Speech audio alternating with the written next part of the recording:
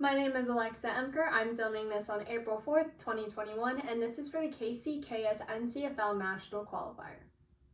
We all know the board game Monopoly. You choose your character, you roll your dice, you move around the board, and your goal is to buy property to try and beat your friends or family. But something that you might not know about this board game is that it's trivial to the monopolies of today's real world. Monopolies in e-commerce and the online retail industry as a whole. So today let's talk about these monopolies and answer the question, is Amazon nearing an e-commerce monopoly? Now the answer to this question is yes, but today we'll explore why, by first going over the monopolies that Amazon has right now. Then we'll go over the growth of Amazon, and finally we'll talk about Amazon's future. So first, let's talk about something called a vertical monopoly. According to the Sage Pub in July of last year, we see that Amazon has created vertical monopolies in parts of their company. With products such as their Amazon Echo and other original products, Amazon controls the manufacturing, the distributing, and even the delivery of this product. By controlling each level of the chain, Amazon has found a way to create a vertical monopoly in parts of their company. We also see that according to Wall Street Journal in October of last year, Amazon had control over 39% of the online retail industry. By controlling almost half of the online retail industry, Amazon has immense power and influence. We can see that with this, Amazon is considered a gatekeeper for e-commerce. Now what this means is that Amazon can either let in or shut out other companies. By giving a company a good rep, Amazon can help grow that company and let them into the online retail industry. By giving a company a bad rep, Amazon can basically break that company down to square one and push them out of the online retail industry. We also see that with this power and influence, Amazon has the ability to call out other large retail companies. Amazon is able to call out other large companies without really any repercussions just because of Amazon's sheer size and influence on the rest of the online retail industry. So now let's talk about Amazon's growth. In 2017, we saw that Amazon decided to purchase Whole Foods.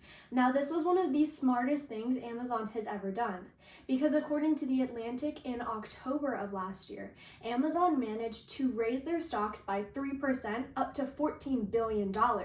Now, that was in October of last year, so we see that stocks since then have only grown. We also see that with Amazon, buying Whole Foods expanded their company into groceries rather than just online shopping and electronics. Now, instead of just competing with companies such as Google and Apple, Netflix, and HBO, Amazon is now competing with companies like Target, Walmart, and even Bed Bath & Beyond.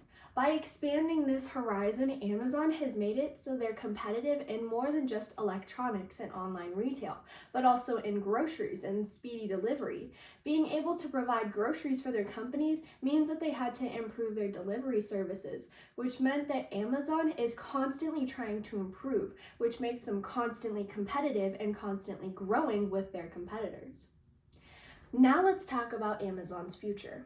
According to Crosscut in December of last year, Amazon's potential is not slowing down anytime soon. Their part that they play in the e-commerce industry is not going to be on the decrease in the near future. We see that if Amazon can keep up what they're doing right now, their only option is to grow.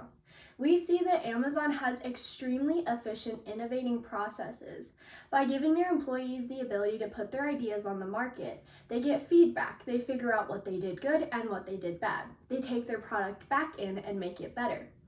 With this process, we see that Amazon is not just putting out mediocre products. They put products out for a short amount of time and bring them back to better them. So by putting only the best of the best on the market, Amazon is only setting themselves up for success, making sure that they're putting the best out there to receive the best back. We also see that if Amazon wants to continue their growth, they need to make sure that they are keeping up sufficient resources and keeping their moral values in check.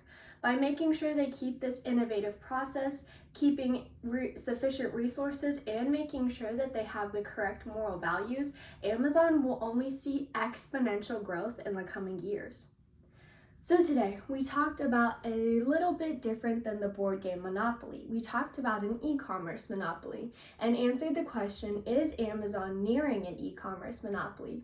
We said yes to this question and first explored what monopolies Amazon has right now and how much control they actually have over the industry currently. Then we talked about the growth of Amazon in the past and how we can only see that they're going to keep growing. So from that, we then talked about their future and how if Amazon can keep these certain values and keep these processes in check, Amazon will only see exponential growth in the coming years. So hopefully when you see Amazon or you go shopping again, you remember that the CEOs of Amazon are playing a little bit more of a risky game than just the board game that you play, Monopoly. Thank you.